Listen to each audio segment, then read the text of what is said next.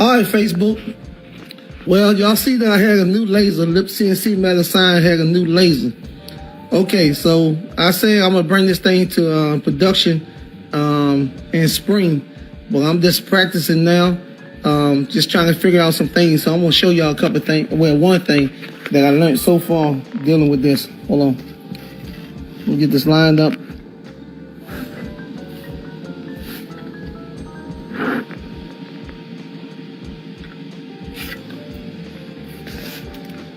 You see that right there? I'm going to the market. Make sure I'm good to go on that.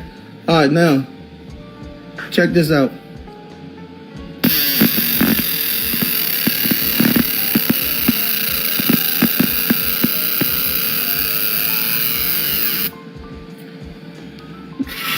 And check this out. Look how fast that was, and look at there. Even though them sorry suckers lost yesterday, but you can see how fast that was. Like I said, this thing I'm gonna bring to my production in spring.